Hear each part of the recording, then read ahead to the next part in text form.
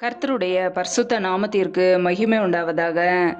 தேவன் அருளியப்ப மினிஸ்ட்ரி மூலமாக உங்களோடு தொடர்பு கொள்வதிலும் இந்த மகிழ்ச்சி அடைகிறோம்.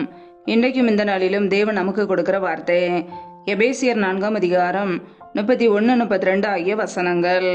சகல விதமான கசப்பும் கோபமும் மூர்க்கமும் கூக்குரலும் தூசணமும் மற்ற எந்த துர்குணமும் உங்களை விட்டு நீங்க கடவது. ஒருவருக்கொருவர் தயவாயும் மன உருக்கமாயும் இருந்து கிறிஸ்துவுக்குள் தேவன் உங்களுக்கு மன்னித்தது போல நீங்களும் ஒருவருக்கொருவர் மன்னியுங்கள். ஹல்லேலூயா.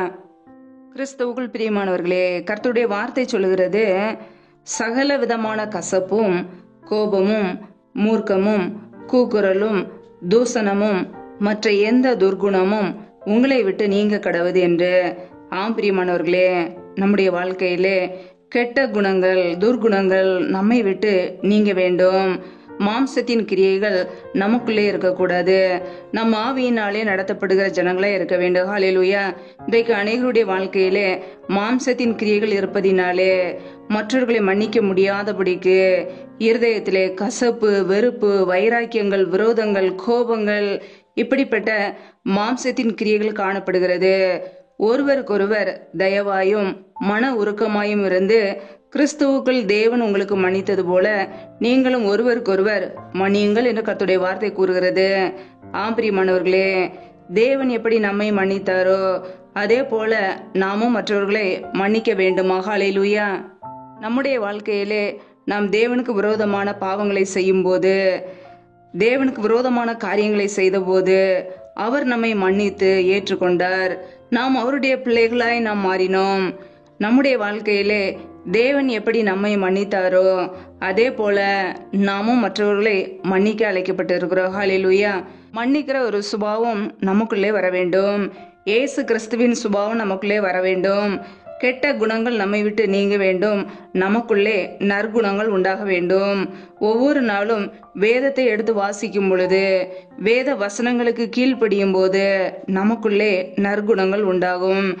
பிரியமானவர்களே, இன்றைக்கு நம்முடைய வாழ்க்கையிலே வேத வசனத்தை வாஞ்சிக்கிறோமா?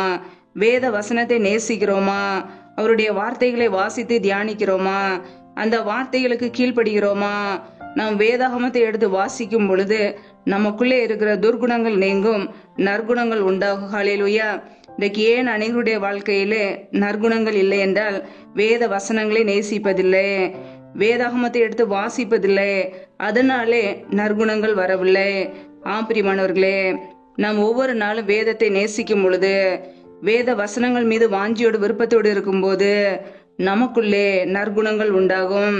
வேத வசனங்கள் நம்மை பரிசுத்தப்படுத்தும். சத்திய வசனங்கள் நம்மை பரிசுத்தப்படுத்தி கொண்டே இருக்கும். நமக்குள்ளே உள்ள துர்குணங்கள் நீங்கி நற்குணங்கள் உண்டாகும். ஹல்லேலூயா.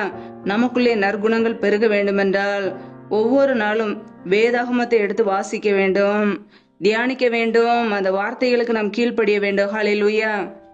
ஒவ்வொரு நாளும் நம்முடைய வாழ்க்கையிலே நாம் எப்படி வாழ்கிறோம் என்பதை ஆராய்ந்து பார்க்க வேண்டும். இயேசு கிறிஸ்துவின் சுபாவங்கள் நமக்குள்ளே காணப்படுகிறதா அல்லது மாம்சத்தின் கிரியைகள் நமக்குள்ளே காணப்படுகிறதா?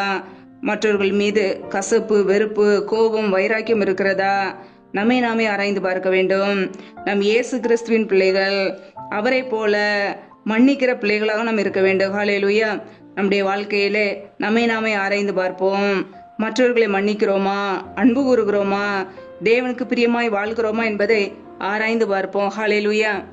ஒருவேளை தேவனுக்கு பிரியமில்லாத சுபாவங்கள் மாம்ச கிரியைகள் நமக்குள்ளே காணப்படும் என்றால் அப்படிப்பட்ட காரியங்களிலிருந்து மனம் திரும்ப நம்மை அர்ப்பணிப்போம். தேவனுடைய பிள்ளைகளாய் மாறுவோம். மற்றவர்களை மன்னிப்போம். மற்றவர்கள் மீது இருக்கிற கோபங்கள் வைராக்கியங்கள் எல்லாம் நீங்கி போகட்டும். நம்முடைய வாழ்க்கையில இயேசு கிறிஸ்துவின் சாயலால் நிரப்பப்பட்ட பிள்ளைகள் நாம். அவரை போல வாழ அழைக்கப்பட்ட ஜனங்கள். பரிசுத்தம் உள்ளவர்களாய் வாழ்வோம். மற்றவர்களை மன்னிப்போம், அன்பு கூறுவோம். அதற்காகவே நாம் அழைக்கப்பட்டு இருக்கிறோம். ஹல்லேலூயா. கர்த்தர் இந்த வார்த்தையின்படி உங்களை ஆசீர்வதிப்பாராக. ஆமென். நம்மை நாமே அவருடைய சமூகத்திலே தாழ்த்தி அர்ப்பணித்து ஜெபிப்போம். ஜெபம். எங்களை அதிகமாய் நேசிக்கிற எங்கள் அன்பின் பரலோக தகப்பனே, மை துதிக்கிறோம், ஸ்தோத்திரிக்கிறோம். அப்பா, இந்த நாளிலும் கூட உடைய வார்த்தைகளோடு எங்களோடு பேசினீரே, அதற்காக ஸ்தோத்திரம்.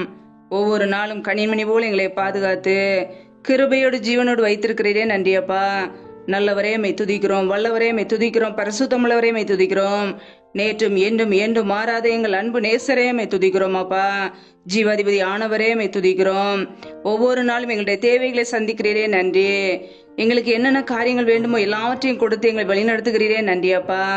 இப்பொழுது இணைந்திருக்கிற ஒவ்வொரு பிள்ளைகளையும் கரங்களிலே அர்ப்பணிக்கிறோம். என் தேவன் தாமே பிள்ளைகளை ஆசீர்வதிப்பீராக. பிள்ளைகள் செய்கின்ற வேலைகளை, தொழில்களை, வியாபாரங்களை ஆசீர்வதிங்கப்பா. கையின் பிரயாசங்களை பெருக பண்ணுங்க.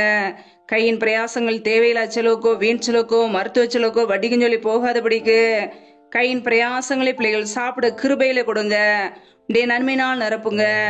ஜீவனுள்ள நாட்களெல்லாம் நன்மையும் கிருபையும் பிள்ளைகளை தொடரட்டும். ஆசீர்வதிங்க. எந்தெந்த குடும்பங்களிலெல்லாம் வேலைக்காக ஜெபிக்கிறார்களோ பிள்ளைகள் படிப்புக்கேற்ற நல்ல வேலைகளை ஏற்படுத்தி கொடுங்கப்பா. வேலை காரியங்களில் உள்ள தடைகளை நீக்கி ஆசீர்வதிங்க. வல்லமையினால் நிரப்புவீராக. ரீபா கபாரா ஷாகரக தூரி கரதரபலா ரபா கபாரா சாந்த ரதன கதரபலா. வேலை காரியங்களில் உள்ள தடைகள் எல்லாம் இயேசு கிறிஸ்துவின் நாமத்தினால் நீங்கி போகட்டும். என் தேவன் ஆசீர்வதிங்க. எந்தெந்த குடும்பங்களிலெல்லாம் கர்ப்பத்தின் கனிக்காக ஜெபிக்கிறார்களோ என் தேவன் அந்த குடும்பத்தை ஆசீர்வதிங்கப்பா. பிள்ளைகள் கர்த்தரால் ஒரு சுதந்திரம், கர்ப்பத்தின் கனி அவரால் கிடைக்கும் பலன் என்று வேதத்திலே வாசிக்கிறோம். என் தேவன் ஆசீர்வதிங்க. கர்ப்பத்தின் கனியில் உள்ள தடைகளை எல்லாம் நீக்கி போடுவீராக. ரீபா லபா ரபா தூராபாலா கரதரபா ரீபா கேரே ஷேகேல் எதனமர ஷதரபலா. தடைகள் விலகுவதாக இயேசு கிறிஸ்துவின் நாமத்தினாலே. ரியாக்கபோர சந்த ரதன ஹதரபலா. கரங்களிலே அர்ப்பணிக்கிறோம். என் தேவன் ஆசீர்வதிங்க. எந்தெந்த குடும்பங்களிலெல்லாம் திக்கற்றவர்களாய் தனிமையோடு வாழ்கிறார்களோ, கணவரால் கைவிடப்பட்ட ஒரு நிலைமையிலே யாருமே இல்லாமல் கஷ்டப்படுகிறார்களோ என் தேவன் அவர்களுக்கு உதவி செய்யுங்கப்பா. திக்கற்ற பிள்ளைகளுக்கு நீரே சகாயர், நீர் மாத்திரமே உதவி செய்ய முடியும். நன்மையினால் நிரப்புங்க. தேவைகள் எல்லாம் சந்திக்கப்படட்டும். பண தேவைகள், பொருளாதார தேவைகள் எல்லாவற்றையும் சந்திங்கப்பா. கரங்களிலே தாழ்த்துகிறோம். எந்தெந்த குடும்பங்களிலெல்லாம் கணவன் மனைவிக்கிடையே பிரிவினையோடு பிரச்சனையோடு வாழ்கிறார்களோ என் தேவன் அந்த குடும்பத்திலே சமாதானத்தை கொடுங்க. எந்தெந்த குடும்பங்களிலெல்லாம் பலவீனத்தோடு, சோர்வோடு, வியாதியோடு கஷ்டப்படுகிறார்களோ என் தேவன் நல்ல சுகத்தையும் பலத்தையும் ஆரோக்கியத்தையும் கட்டளையிடுங்கப்பா. அப்பத்தையும் தண்ணீரையும் ஆசீர்வதிங்க, பெருக பண்ணுங்க. வியாதியை உன்னிலிருந்து விலக்குவேன் என்ற வார்த்தையின் பிரகாரம் பிள்ளைகள் வாழ்க்கையில் உள்ள எல்லா பலவீனங்கள்லாம் நீங்கி போகட்டும். என் தேவன் ஆசீர்வதிங்க. இந்த இரவு நேரத்தில் இன்பமான நித்திரை கொடுங்கப்பா. சத்துரு கொண்டு வருகிற எல்லா போராட்டங்களுக்கும், பிரச்சனைகளுக்கும், மரண பயங்களுக்கும், இருளின் அதிகாரங்களுக்கும், நாச மோசங்களுக்கும், தீமைகளுக்கும், விக்னங்களுக்கும் விலக்கி எங்களை பாதுகாத்துக் கொள்ளுங்க. ரத்த கோட்டைகளை எங்களை அர்ப்பணிக்கிறோம். கிருபைகளை அர்ப்பணிக்கிறோம். நீரே எங்களுக்கு அடைகளும், நீரே எங்களுக்கு பாதுகாப்பு. நாங்கள் நம்பி இருக்கிறவர் நீர் ஒருவர் மாத்திரமே. உம்முடைய சமூகத்திலே தாழ்த்துக்கிறோம். அதிகாலையிலே எழுந்து தேவ சமூகத்திலே காத்திருக்க பலன் தாங்கப்பா. கர்த்தரின் ஆசீர்வாதமே ஐஸ்வர்யத்தை தரும் என்ற வசனத்தின்படி பிள்ளைகளை ஆசீர்வதித்து ஐஸ்வர்யத்தினால் நிரப்புங்க, நன்மையினால் நிரப்புங்கப்பா. முற்றிலுமாக தாழ்த்தி ஜெபிக்கிறோம். எல்லா துதி கன மகிமையெல்லாம் ஒருவருக்கே செலுத்துகிறோம். ஏசு கிறிஸ்துவின் மூலம் ஜெபிக்கிறோம் ஜீவனுள்ள நல்ல பிதாவே, ஆமேன். கர்த்தர் தாமே உங்களையும் உங்கள் குடும்பங்களையும் ஆசீர்வதிப்பாராக. ஆமேன். Thanks for watching. Please subscribe our channel. Click the like and share. Click the bell. God bless you.